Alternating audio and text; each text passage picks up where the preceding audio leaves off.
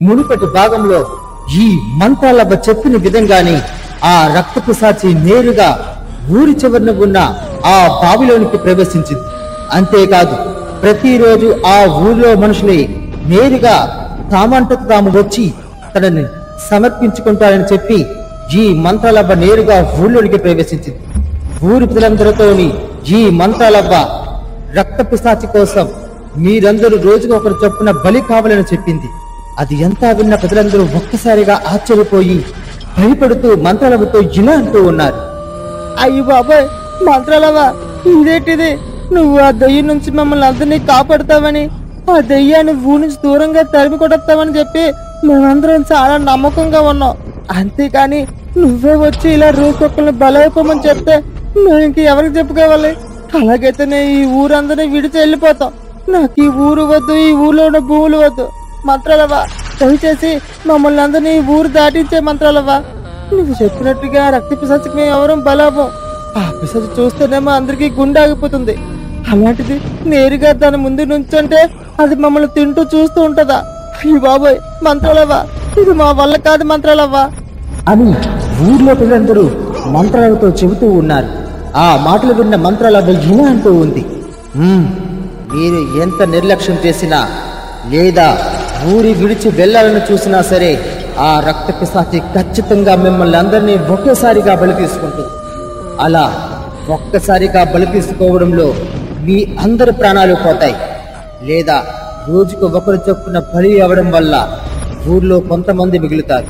అంతేకాదు ఆ యొక్క రక్త పిశాచికి శాప విమోచనం కలిగే సూచన కూడా నాకు తెలుసు.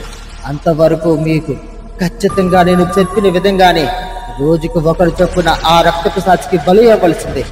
ఇదే నేను ఇచ్చే ఈ యొక్క రక్త పిశాచికి బలిశాపం అని ఈ మంత్రాలవ్వ వాళ్ళందరితో చెప్పింది. ఆ మాటలు విన్న ఊరి పెద్ద మంత్రాలవ్వతో ఇలా అంటూ ఉన్నాడు. సరే మంత్రాలవ్వ, సరే, తప్పకుండా నీ మాట మీద నమ్మకం ఉంచి నీ మీద గౌరవించి ఖచ్చితంగానే నువ్వు చెప్పిన విధంగానే ఆ యొక్క రక్త పిశాచికే మా ఊళ్ళో రోజు ఒకటి చొప్పున మేము వెళ్ళి బలైపోతాం. అంతే. ఆ తర్వాత ఏం జరిగినా నీదే భారం. నీ మీద నమ్మకంతోనే ఈ యొక్క భయంకరమైన పనికి మేము అందరం ఒప్పుకుంటున్నాం. ఏమంటారా? అందరూ జాగ్రత్తగా ఉండి ఒక్కొక్కరు ఇంటికి ఒకరు చొప్పున వెళ్ళి ఆ రక్త పిశాచికి బలవుదాం. అంతకు మించింది ఇంకా ఏరేదేమీ లేదు, మనం చేసేది ఏమీ లేదు. ఏటే అని ఊరి పెద్ద ప్రజలందరితో చెప్పాడు. ఆ మాటలు విన్న మంత్రాలవ్వ ఊరి పెద్దతో ఇలా అంటూ ఉంది. శిష్య, నేను చెప్పిన విధంగా మీరు అందరూ చేసిన ఖచ్చితంగా మీ ప్రాణార్పణకి తిరిగి మరలా మీ దేహాలను పొందగలరు. అది ఎలాగో ఎట్లాగో నేను మీకు చెబుతాను. కానీ ముందుగా మాత్రం మీరు అందరూ రోజుకు ఒకరు చొప్పున ఆ రక్త పిశాచికి బలి అవ్వండి. ఆ రక్త పిశాచికి బుద్ధి చెప్పే రోజులు ఇక దగ్గరలోనే ఉన్నాయి. అందరూ జాగ్రత్తగా ఉంటూ ఉండండి. రాత్రి సమయంలో మాత్రం ఎట్టి పరిస్థితుల్లోనూ ఆ నూతిని దాటి ఎవరూ బయటికి వెళ్ళకండి. బలి ఇచ్చే వ్యక్తిని కూడా ఊరు అందరూ డప్పులు వాయించుకుంటూ ఒక మేళాగా తీసుకుని వెళ్ళి ఆ నూతి వద్ద పెట్టండి. పెట్టిన వెంటనే వెనక్కి తిరిగి చూడకుండా అక్కడి నుంచి వచ్చేయండి. ఇదే మీరు రోజు చేయవలసిన కార్యం. ఇది ఏ ఒక్కరోజు తెప్పినా సరే ఆ రక్త పిశాచి నేరుగా ఊళ్ళోనికి ప్రవేశించి మిమ్మల్ని అందరినీ చంపుకు తింటుంది.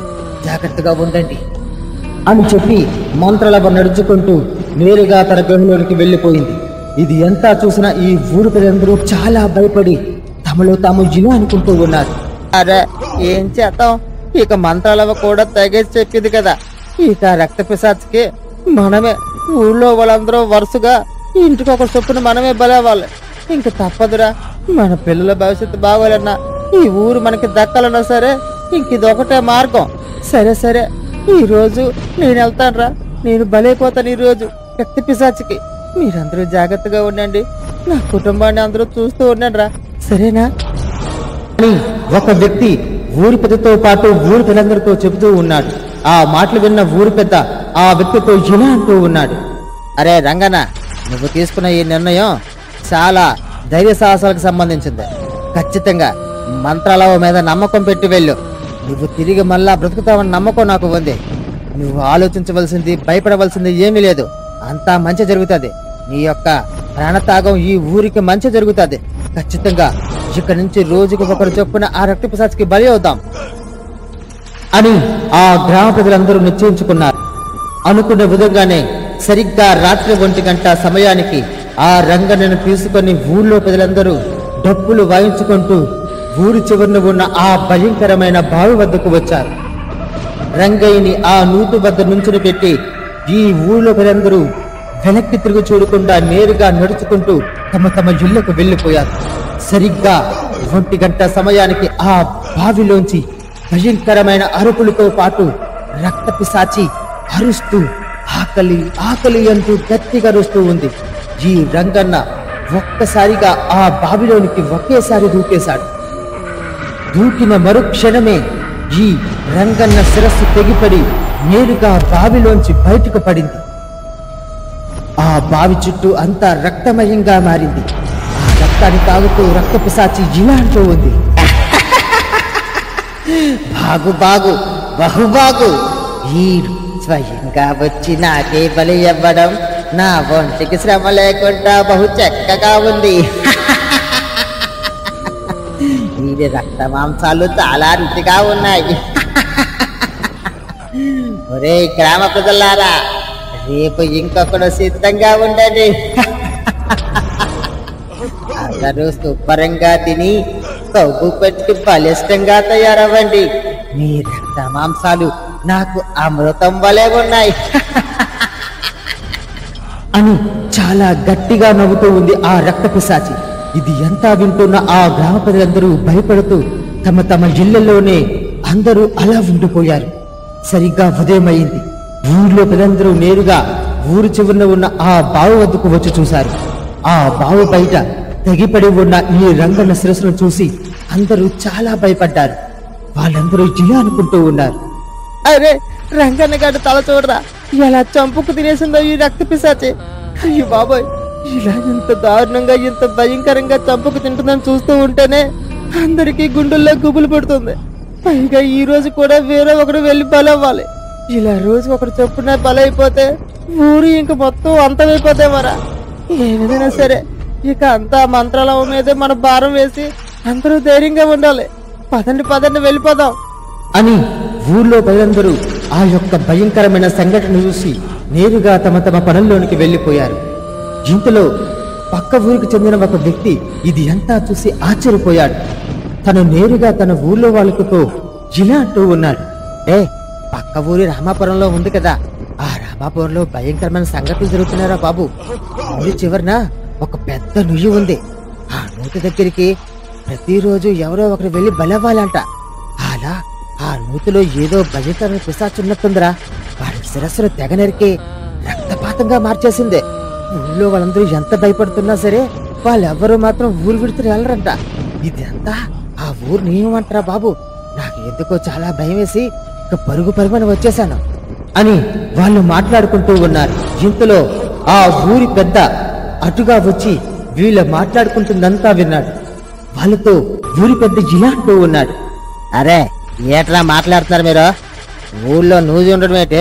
ఆ నూజి దగ్గరికి వెళ్ళి బతకి బలవంతంగా చచ్చిపోవడం ఏంటి? మీ బుద్ధుండే మాట్లాడుతున్నారా లేదా తాగి చూసి మాట్లాడుతున్నారా అని ఊరి పెద్ద అడగగా ఆ వ్యక్తి ఇలా అంటూ ఉన్నాడు, అయ్యా సత్య ప్రమాణంగా ఒట్టేసి చెప్తానయ్యా, ఖచ్చితంగా ఆ ఊళ్ళో ఏవో భయంకరమైన సంఘటనలు జరుగుతున్నాయ్యా. దయచేసి మన ఊళ్ళో వాళ్ళు ఎవరిని అటుపక్కకు పోనకండి. ఖచ్చితంగా ఆ ఊళ్ళో ఏదో భయంకరమైన పిశాచు ఉందయ్యా.